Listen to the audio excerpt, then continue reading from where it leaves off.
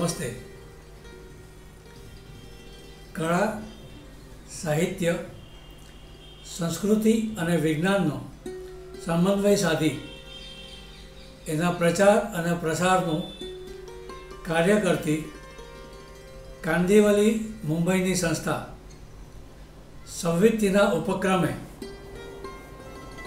વીર કવિ નર્મદના જન્મદિવસે આજે 24 ઓગસ્ટ 2020ના રોજ વિશ્વ ગુજરાતી ભાષા દિવસની ઉજવણી એક ચિંતનાત્મક વ્યાખ્યાનથી કરવાના ઉપક્રમમાં સંવિત્તિના વરિષ્ઠ સભ્યો, માનદ સભ્યો, કારોબારીના સભ્ય અને યુવા મિત્રો તરફથી આપ સૌનું હું સ્વાગત કરું છું. આજના ચિંતનનો વિષય છે સશક્ત સમાજનું સાહિત્ય અને સશક્ત સાહિત્યનો સમાજ. આજના આપણા માર્ગદર્શક વક્તા છે મેધાવી સર્જક, સાહિત્ય મીમાંસાના ઊંડા અભ્યાસી અને મર્મજ્ઞ કવિ શ્રી સિતાંશુ યશશ્ચંદ્ર. એમના સત્વશીલ સર્જન દ્વારા ગુજરાતી ભાષાનું નવસંસ્કરણ થતું રહ્યું છે. ભાષા સાથેની એમની નિસ્બત સાચોકલી અને એટલી જ ગાઢ છે. હાલમાં તેઓ ગુજરાતી સાહિત્ય પરિષદ અમદાવાદના પ્રમુખ પદે કાર્યરત છે. વિશ્વ ગુજરાતી ભાષા દિવસે એમની ચિંતન યાત્રામાં ગુજરાતી પ્રજાને જોડવાનો અમારો મક્કમ નિર્ધાર છે. અનેક મંચો અને દિશાઓથી એવો પ્રશ્ન ઉઠાવાય છે કે ગુજરાતી ભાષા જીવશે કે કેમ? એની ચિંતા કર્યા કરવી કે એ સમસ્યાને હલ કરી દેવી? નકારને નેવે મૂકી અને હકારની સાધના કરવાનો આ સમય છે. ચાલો શરૂ કરીએ એક સહિયારો સજગ પ્રયત્ન. ભાષાના ઉત્કર્ષ માટે દિશા અને દશાની ચર્ચા અને ચિંતા કર્યા વિના સાથે ચાલવાના શપથ લઈએ. આપણી યાત્રા આપણે ઊભા છીએ ત્યાંથી જ શરૂ કરીએ. આપણે જ્યાં ઊભા છીએ એ પરિસ્થિતિને ધિક્કારી કે નકારી ન શકાય. એકવાર તો બીજ વાવીએ, એ બીજ નહીં રહે, અંકુરિત થશે, ખીલશે અને ફૂલ બનશે. એ માત્ર સંભાવના નહીં બને, સત્ય બનશે. આવા પાક્કા નિર્ધાર સાથે કવિ મિત્ર સિતાંશુભાઈની ચિંતન યાત્રામાં ચાલો સહયાત્રી બનીએ. નમસ્તે મિત્રો. સંવિત્તિના ઓટલે જેને આપણે રસવિત્ત સમૃદ્ધ અને વિદ્યાવિત્ત સમૃદ્ધ એવા સાથીઓ કહીએ, એ સૌ સંવિત્તિ સાથીઓએ એકઠા કર્યા છે. ત્યાં સૌનું સ્વાગત. આપ સૌ સમય કાઢીને આજે અલગ અલગ જગ્યાએથી એકઠા થયા છો, એનો આનંદ છે અને એનો આભાર. મિત્રો, આપણને જો અહીંયા કોઈ એકઠા કરે છે સંવિત્તિના માધ્યમથી, તો એ આપણી એક સહિયારી ભાવના, એ ભાવના આપણને સમૃદ્ધ કરે છે. ગુજરાતી ભાષાનું, માતૃભાષાનું રક્ષણ કરીએ, બલકે જતન કરીએ, એવી ભાવના આપણને સૌને જોડે છે.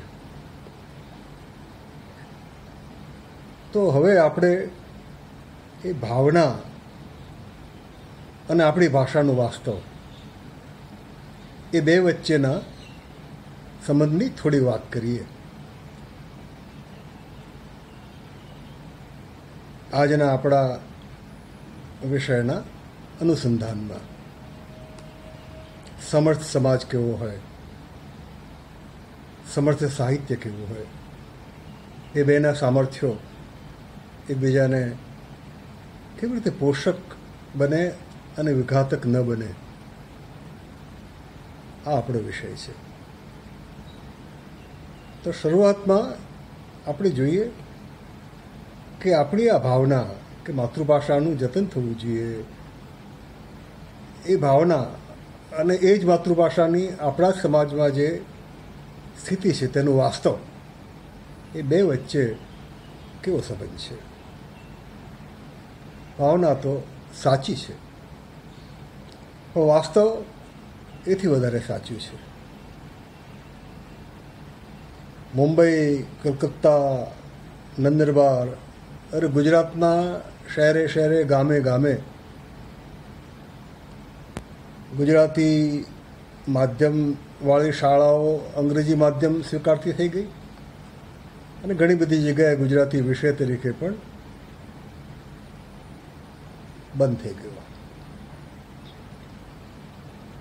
નંદરબાર તો પ્રેમાનંદનું ગામ, ત્યાં અમારે જવાનું થયું હતું.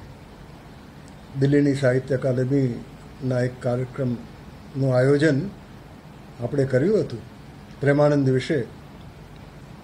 તે વખતે 2 બસો ભરીને ગુજરાતભરમાંથી વિદ્યાર્થીઓ, અધ્યાપકો, લેખકો, ભાવકો નંદરબાર ગયા હતા.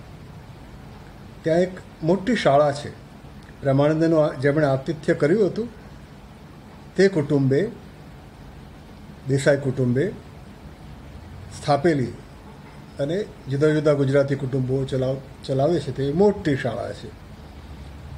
પણ એમણે મને કહ્યું કે અમારે માધ્યમ બદલવું પડ્યું, મહારાષ્ટ્ર સરકારના કહેવાથી નહીં, ગુજરાતી પ્રજાના કહેવાથી, મરાઠી નહીં, અંગ્રેજી. તો આ પ્રેમાનંદનું આતિથ્ય કરનાર મહારાષ્ટ્રના ગામની આ પરિસ્થિતિ ગુજરાતના ગામે ગામે છે. એટલે પ્રજાની માગણી છે કે માધ્યમ અંગ્રેજી કરો અમારા બાળકો માટે, એ આપણું વાસ્તવ છે. કોલેજો અને યુનિવર્સિટીઓમાં ગુજરાતીના વિદ્યાર્થીઓ મળે એ માટે અધ્યાપકો ઘણો પ્રયત્ન કરે છે. પોતાના ધોરણો પણ બને એટલા સામાન્ય રાખે છે. વિદેશોમાં વસતા ગુજરાતીઓ, એની પહેલી પેઢી તો કેટલા ઉમંગથી ભાષાનું જતન કરે છે. વર્ષો વર્ષ લેખકોને બોલાવે છે, મોટા કાર્યક્રમો કરે છે, પોતે એકઠા મળે છે. અને એ પહેલી પેઢી પછી ત્યાં જન્મેલી બીજી પેઢી એ ગુજરાતી બોલી પણ શકતી નથી. તો આ ભાવના અને આ વાસ્તવ, પહેલી પેઢીની ભાવના અને બીજી પેઢીનું વાસ્તવ, એ માત્ર અમેરિકામાં નહીં, ભારતમાં નહીં, ગુજરાતમાં પણ, શહેરોમાં નહીં, ગામડાઓમાં પણ પ્રવર્તે છે. ફ્રાન્સની સોર્બોન યુનિવર્સિટી કે લંડનની સોએસ યુનિવર્સિટી, કેલિફોર્નિયાની અને ફિલાડેલ્ફિયાની યુનિવર્સિટી, યુપેન, યુનિવર્સિટી ઓફ પેન્સિલ્વેનિયા, આ બધા આપણા વિદેશમાં ગુજરાતીના સ્થાનકો હતા. સંશોધનના, પ્રકાશનના, અધ્યાપનના, આ એ બંધ થયા. તો આવું વાસ્તવ આપણે કઈ રીતે સર્જ્યું? એ આંતરખોજ, એ પેલી ભાવનાને માત્ર ભાવના કે માત્ર લાગણી વેડા કે માત્ર દેખાડો કે થોડાક લોકોને આત્મપ્રતિષ્ઠા કરવાનું સાધન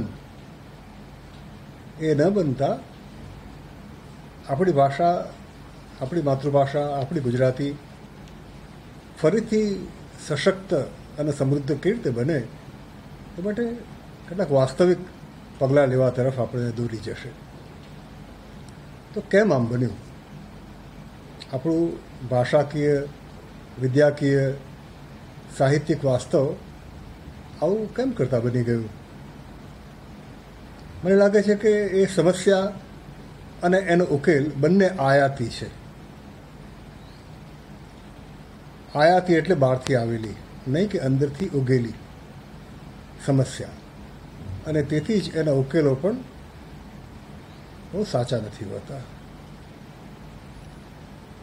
કારણ કે જ્યારે કોલોનિયલ પાવર ગુજરાતમાં સ્થિર થયો, સંસ્થાનવાદી ઈસ્ટ ઇન્ડિયા કંપનીની અને પછી વિક્ટોરિયા રાણીની સત્તા ગુજરાતમાં આવી અને દ્રઢ થઈ, તે વખતે જે મુંબઈ યુનિવર્સિટી સ્થપાઈ અને સુરત, વડોદરા, અમદાવાદ, રાજકોટ વગેરે શાળાઓ સ્થપાઈ, ભરૂચ, તો એમાં પહેલાં માતૃભાષા ગુજરાતી ભાષા માધ્યમ હતી, પછી અંગ્રેજી થઈ.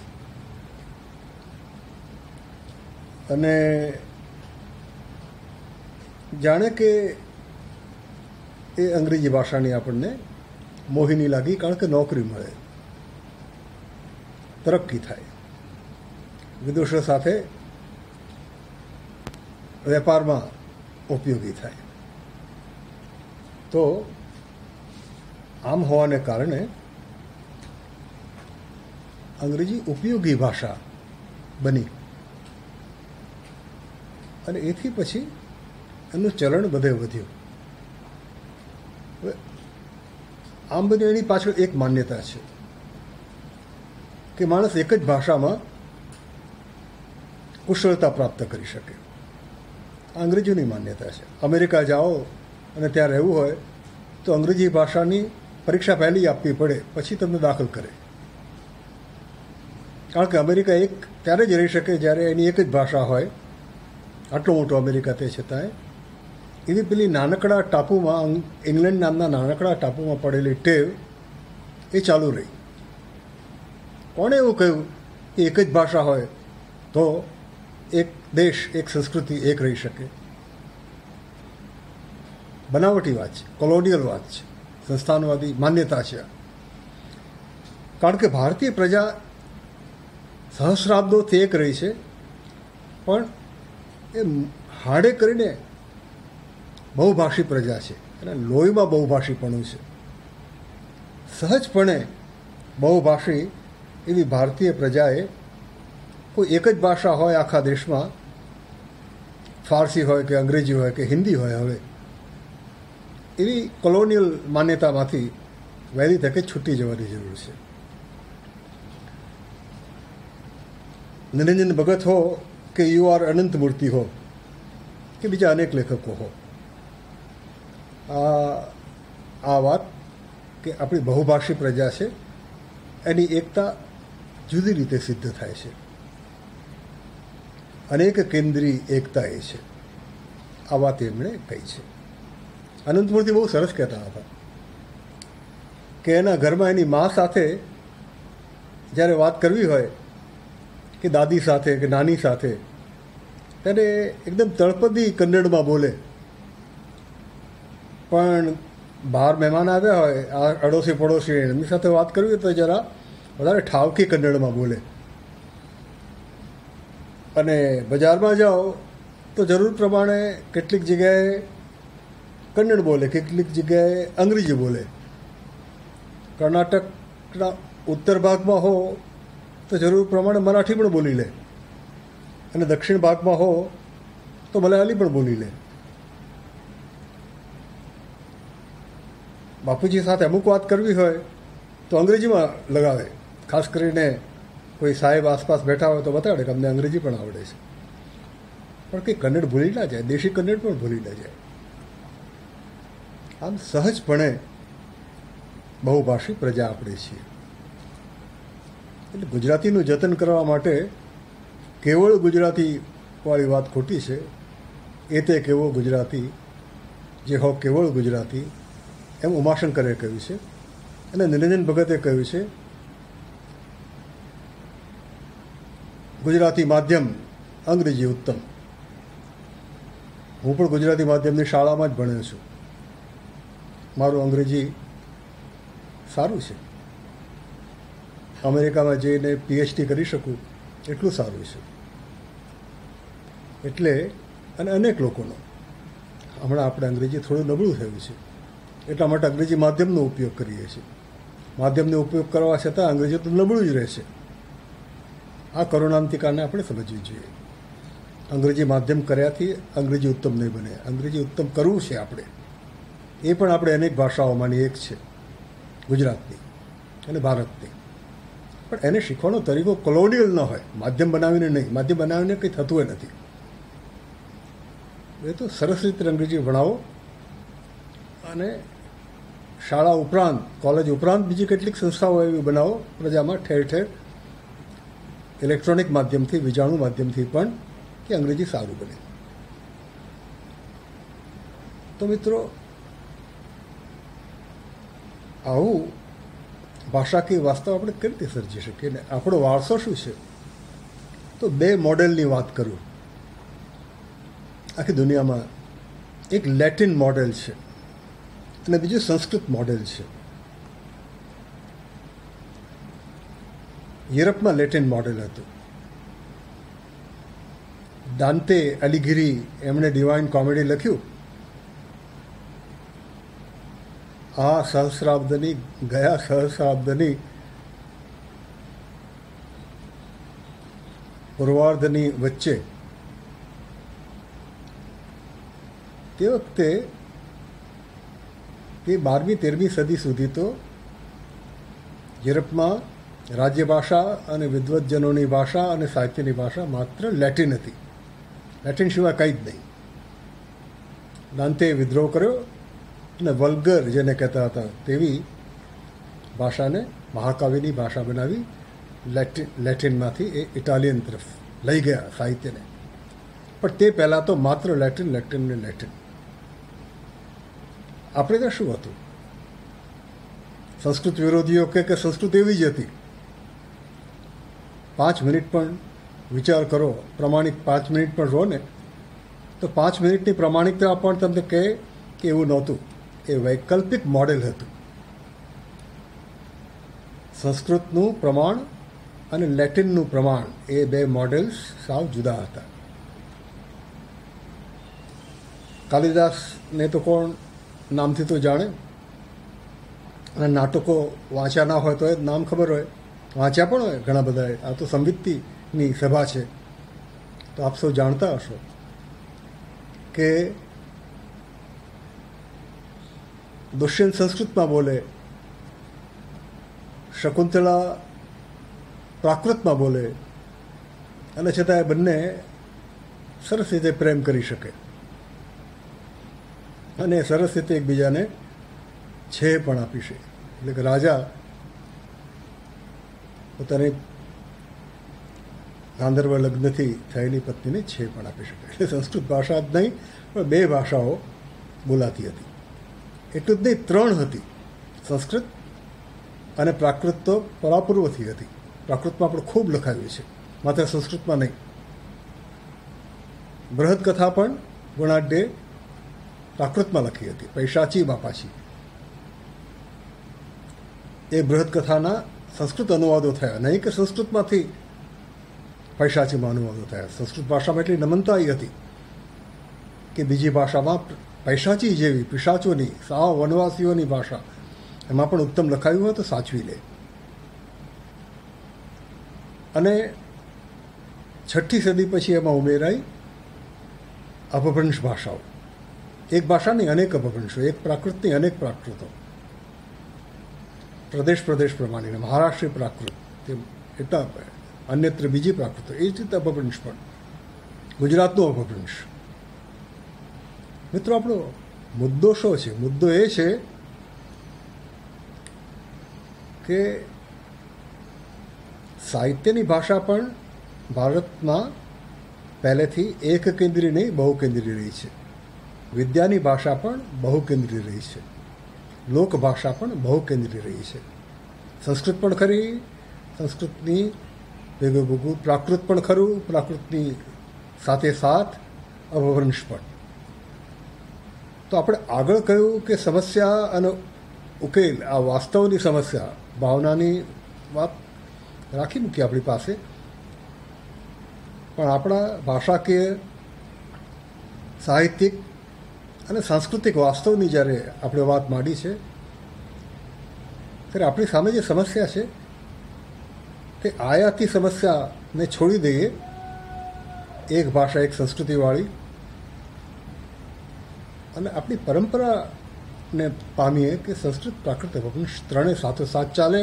અને એમાં પછી જેમ દાંતે આવ્યો બરાબર એના સમકાલીન તે આપણા જૈન કવિઓ આરંભના, વજ્રસેન, શાલિભદ્ર વગેરે. તો એ આપણી માતૃભાષા, જે ઇટાલિયન ભાષામાં યુરોપીય સાહિત્ય શરૂ થયું, પ્રાદેશિક, જર્મન હો કે ઇંગ્લિશ હો કે સ્પેનિશ હો, એ પછી આવતું, તે મૂળ એક પ્રાદેશિક ભાષા ઇટાલિયન. એની અંદર જે સાહિત્ય શરૂ થયું, સાહિત્ય લેખન, વિદ્યા પ્રવૃત્તિ, એનું ભેગું ભેગું આપણે ત્યાં પણ શરૂ થયું હતું. પણ આપણે ત્યાં એક ફેર હતો કે આપણે ત્યાં એ પરંપરા ઘણી જૂની હતી, સંસ્કૃત, પ્રાકૃત, અપભ્રંશવાળી પરંપરા હતી, અને અપભ્રંશમાંથી આપણી અર્વાચીન ભાષાઓ આવી, ગુજરાતી આદિ. તો આમ હોવાને કારણે આપણે આપણો ઉકેલ આપણી રીતે લાવીએ કે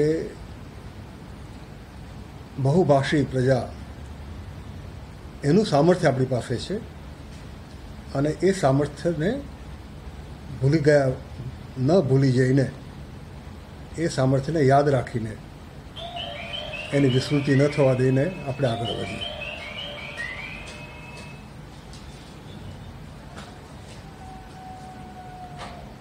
તો એ રીતે સશક્ત પ્રજા એ બે રીતે થઈ શકે. એક કોલોનિયલ રીતે, યુરોપની રીતે, કે અમેરિકામાં જાઓ તો ત્યાંના આદિવાસીઓનું નિકંદન કાઢી નાખો, ઓસ્ટ્રેલિયામાં જાઓ તો ત્યાંના આદિવાસીઓનું નિકંદન કાઢી નાખો, આફ્રિકા જાઓ તો ત્યાં એને ગુલામ બનાવો, એશિયામાં આવો ત્યારે એને નિર્ધન બનાવો, અને પોતે કરો તાગડધીનના. આપણે જે હમણાં અંગ્રેજી તરફ દોટ મૂકી છે ને, જેમણે, એ આપણી આખી પ્રજા એ આ તાગડધીનના પ્રજા તરીકે પોતાનું ઘડતર કરે છે. કોલોનાઇઝ માઇન્ડ્સ છે. એવું ન થવા દેતા જો હિન્દ સ્વરાજવાળું, ગાંધીજીવાળું, વિદ્યાપીઠવાળું મોડેલ જો આપણે વિચારીએ આપણું પોતાનું, તો આપણને આપણી ભાષાના પેલે છેડે સિદ્ધરાજ જયસિંહની સાથે, સિદ્ધરાજ જયસિંહની વિનયભરી માવજત જેમને મળી હતી, અને જેમણે એવી જ વિનયભરી માવજત પોતાના રાજવીની કરી હતી, ચૌલુક્ય રાજવીની કરી હતી, શૈવ ધર્મ પાળનારા રાજવીની કરી હતી. એ જૈન આચાર્ય હેમચંદ્ર યાદ આવે, એમણે જૈન વાણી માટે એક બહુ સરસ શબ્દ વાપર્યો છે, સર્વભાષા પરિણતા જૈની વાક.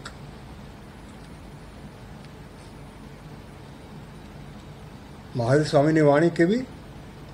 સર્વ ભાષા પરિણતા, બધી ભાષાઓમાં પરિણામ પામેલી.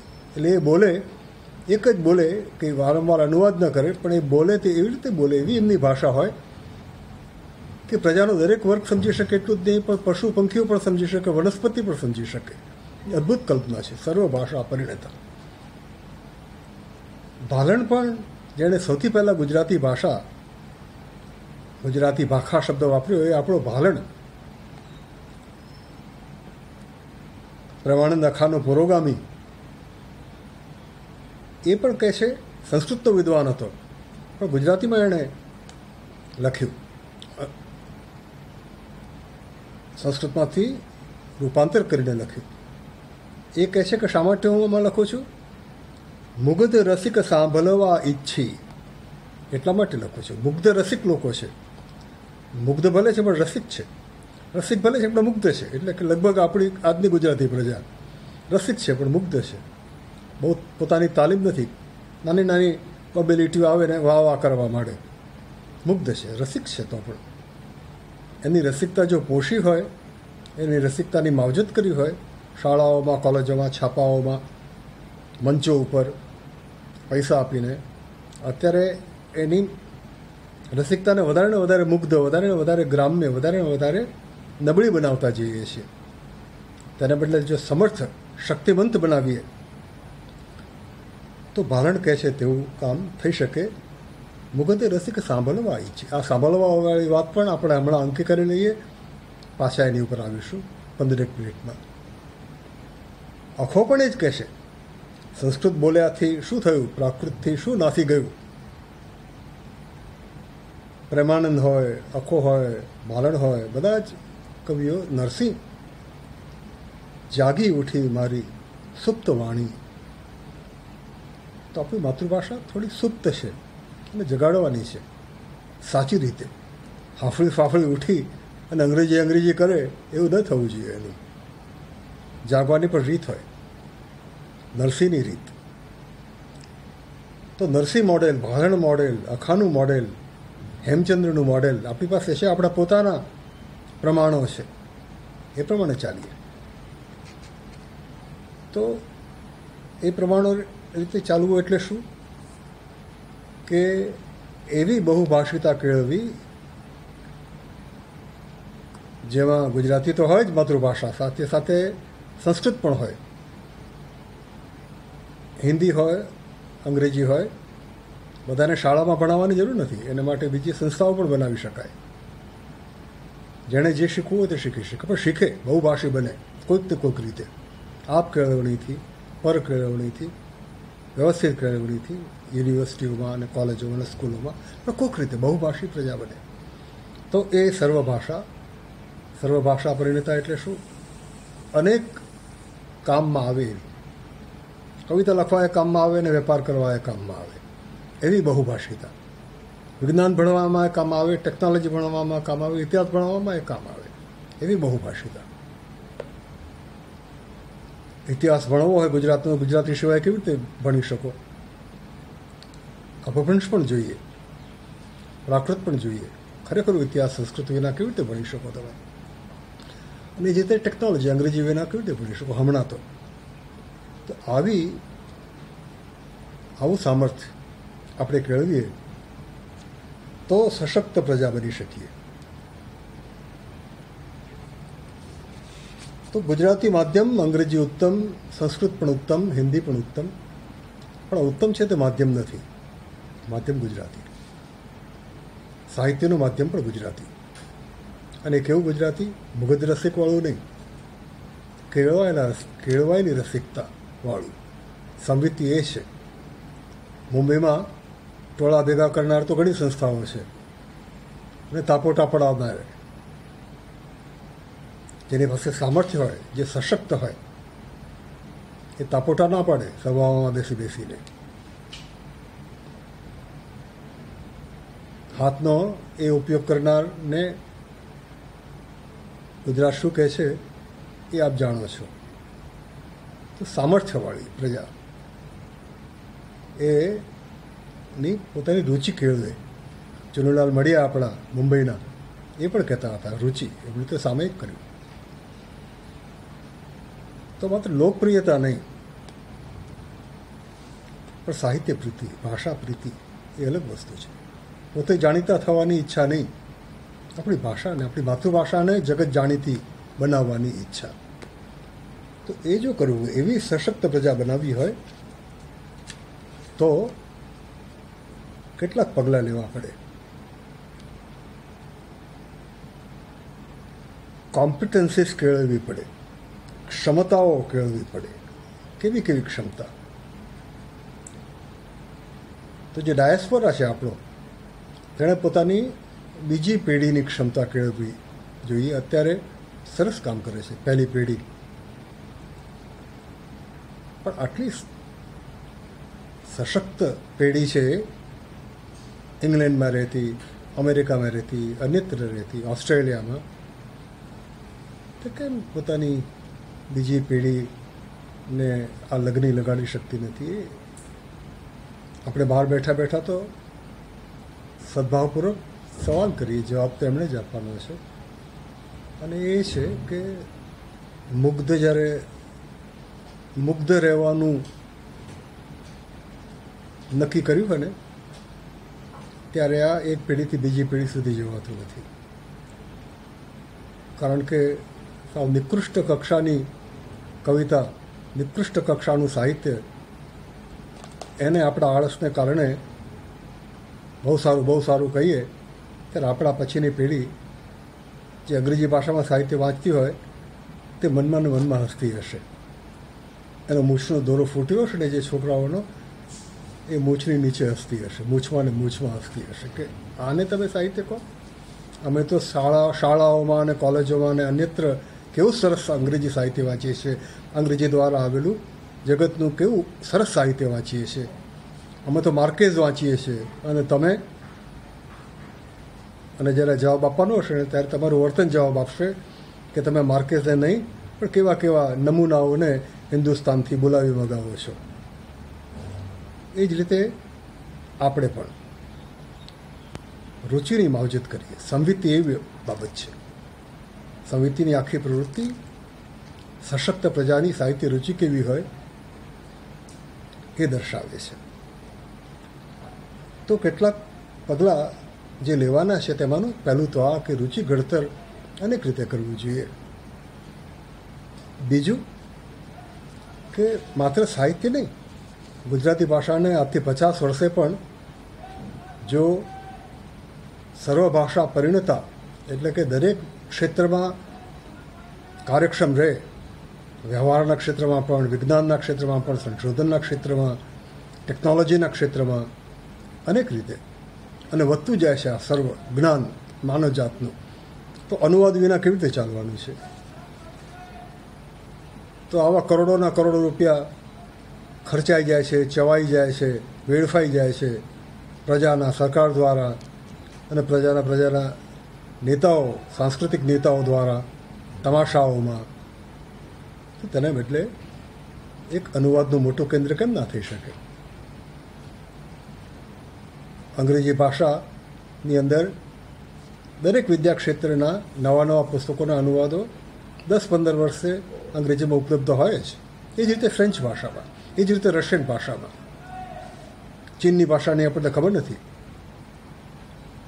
પણ આપણી ભાષાની તો આપણે જાણ છે કે એવું નથી હજી. તો એક તો પહેલું પગલું એ અનુવાદ કેન્દ્ર, અને એ ઘણું મોટું હોવું જોઈએ, એની કલ્પનાશીલતા હોવી જોઈએ, વિઝન હોવું જોઈએ. પોતાની જાતને વિઝનરી ખપાવે છે, પણ કયું વિઝન છે તમારું? તો પહેલું તો આ અનુવાદ ખૂબ થવા જોઈએ. ભાષાંતર નિધિ મોટા, અને એમાં તમારા જેવી જ રાજકીય વિચારણા ધરાવતા હાલી મવાલીઓને બેસાડી દેવાનું બંધ કરો. ડાબેરી હો, જમણેરી હો, મધ્યસ્થ હો, તમારી વિચારસરણી બરાબર છે, પણ એના પ્રચાર માટે તમે પોતાના સાધનો વાપરો. યુનિવર્સિટીઓને, સ્કૂલોને, વાઇસ ચાન્સલરોને ન વાપરો, એમને વિદ્યાપુરુષો છે, તો એમને વિદ્યાપુરુષને જ એ સ્થાને, પ્રોફેસર એને જે પ્રોફેસર થવા લાયક હોય, લેક્ચરર થવા લાયક હોય ત્યારે જ મૂકો, નહીં કે તમારા ડાબેરી વિચારણા ધરાવતા હોય તેને બંગાળમાં, અને જમણીની વિચારણા ધરાવતા હોય તેને હાલના ગુજરાતમાં નિમી દો. તો આખી સંસ્કૃતિનું, તમારી માતૃભાષાનું કેવું અહિત કરો છો એનો તમને ખ્યાલ છે? તો ભાષાંતર નિધિ કરો, અને ખરેખર સાચા ભાષાંતર રસિયા હોય, અનેક ભાષાને જાણકાર હોય, સાહિત્યના, અન્ય વિદ્યાઓના જે જાણકાર હોય તેવાનું મંડળ કરો, નહીં કે લાગતા વળગતાઓને બેસાડી દો. સ્વાયત્તતા એટલે આ સ્વાયત્તતા. એમ સ્વાયત્તતા એટલે કોઈ અહંકારમાંથી આવતી વસ્તુ નથી. વિદ્યાપ્રીતિમાંથી, સંસ્કૃતિ પ્રીતિમાંથી, પ્રજાપ્રીતિમાંથી આવતી વસ્તુ છે. તો એવું ભાષાંતર નિધિ. બીજું ગ્રંથ નિર્માણ બોર્ડ. એમાં પણ કેવા કેવાઓના હાથમાં આ સોંપાય છે. ગ્રંથ નિર્માણ બોર્ડ કોઈને ખુશ કરવા માટે અનુવાદો કરો. વાહિયાત પુસ્તકોના હમણાં જ બન્યું છે એક અકાડમીમાં સરકારી, અને ગ્રંથ નિર્માણ બોર્ડનું પણ શું કામ છે. તો એને પણ પાછું સજીવન કરો તો સમર્થ પ્રજાને ઉપયોગમાં આવે તેવા ગ્રંથો રચાય. ગ્રંથો એટલે માત્ર છાપીને નહીં, વિજાણુ ગ્રંથો. સરસ લોકો આજકાલ વિજાણુ ગ્રંથ ઈ બુક્સ કરવાના નિષ્ણાત ગુજરાતમાં પડ્યા છે. હું અમને મળું છું. નામ કોઈ મને ફોન કરીને પૂછે તો કહીશ, આ જાહેર માધ્યમ છે. પણ વિજાણુ ગ્રંથો, અને સૌથી વધારે તો ગ્રંથાલય કરો. મારા એક મિત્ર છે, નામ નહીં આપું, દસકાઓ પહેલાં દિલ્હીમાં પાર્લામેન્ટની લાઇબ્રેરીના નવજવાન ગ્રંથપાલય હતા. હવે ગુજરાતમાં છે, નિવૃત્ત થયા છે. એવા લોકોનો ઉપયોગ કરો અને એક એવું મોટું ગ્રંથાલય કરો કે જેમાં હસ્તપ્રતો પણ હોય, મુદ્રિત ગ્રંથો પણ હોય અને વિજાણુ ગ્રંથો પણ હોય, અને કોઈ ખર્ચ વિના આખી પ્રજાને એ વિજાણુ ગ્રંથો મળે. સાહિત્યની જ વાત નથી કરતો, વિજ્ઞાન, ટેકનોલોજી, કોમર્સ, તો આ બધાના વિજાણુ ગ્રંથો મળે. ઓડિયો વિઝ્યુઅલ, દ્રશ્ય શ્રાવ્ય ગ્રંથો મળે. કેમ ન બને? કરવું હોય તો બધું એ થાય, પણ કરવું છે કંઈક બીજું. ભાવનાને નામે આત્મપ્રતિષ્ઠા કરવી છે. તો ખરેખર ભાવનાશીલ બનો અને વાસ્તવદર્શી ભાવનાશીલ બનીએ આપણે સૌ. તો એક સમર્થ પ્રજાનું સમર્થ સાહિત્ય થાય. છેલ્લે ધર્મો રક્ષતિ રક્ષિત એમ કહે છે. ધર્મનું રક્ષણ કર્યું હોય તો ધર્મ તમારું રક્ષણ કરે. ગ્રંથનું પણ એવું જ છે, સાહિત્યનું પણ એવું જ છે, ભાષાનું પણ એવું જ છે. તો આપણું જે ગુજરાતી સાહિત્ય છે, ગુજરાતી ભાષામાં લખાયેલું, એનું રક્ષણ નહીં કરીએ તો એ આપણું રક્ષણ નહીં કરે. અત્યારે તો નરી લાગણી વસતા કેળવીને ગુજરાતી સાહિત્યનું ભારે અહિત આપણે કરી રહ્યા છીએ. બાલિશ પ્રજાનું બાલિશ સાહિત્ય બન્યું છે. સમર્થ પ્રજાનું સમર્થ સાહિત્ય બનાવવા માટે આપણે કમર કસવી પડશે. સુરેશ જોશી કહેતા હતા, કંઠીબદ્ધ ન બનો, કટિબદ્ધ બનો. તો ઉમાશંકર, નિરંજન, સુરેશ, આ બધાને ભૂલીએ નહીં આપણે. વાહ વાહ કરાવવામાં, લાઈક ઇટ ટિક ટિક કરાવવામાં. તો આમ જો આપણે કરવું હોય તો આપણું સમર્થ ગુજરાતી સાહિત્ય, સમર્થ ગુજરાતી ભાષા, એનું આપણે નિર્માણ કરીએ તો એ આપણી આવતી પેઢીનું નિર્માણ કરશે. કદાચ વિદેશમાં જ નહીં, સ્વદેશમાં પણ, ગુજરાતમાં પણ શું આ ગુજરાતી ભાષી છેલ્લી પેઢી હશે? છેલ્લી નહીં તો આપણું ઉપાંત્ય. શું 2-4 પેઢીઓમાં ગુજરાતી ભાષા ભૂલાઈ જવાની? એવું ન કરવું હોય તો આપણે મન અને શરીર અને વાણીને મક્કમ કરવા પડશે. એ અર્થમાં નરસિંહ કહેતો હતો કે જાગી ઉઠી મારી સુપ્ત વાણી. એને તો શંકરના દર્શન થયાથી અને શંકરના દર્શન કર્યા પછી કૃષ્ણના દર્શન કર્યાથી રાસ સહસ્રપદી રચવા માટે પોતાની વાણી મળી હતી. તો પ્રજાનો પણ એક પ્રજામંડળ છે, પ્રજામંડળનો પણ એક રાસ છે, જ્ઞાનનો, રુચિનો, વિદ્વત્તાનો, અનુકંપાનો, ખાસ તો અનુકંપાનો. અનુકંપાવાનાનું જ્ઞાન શું કામનું?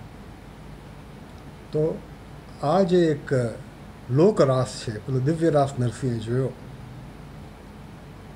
તો ખરેખરો લોકરાસ જે છે તે માટે અત્યારે તો ગુજરાતી વાણીને જરા જોખું આવી ગયું છે. તો એમાંથી એને જગાડવાની છે.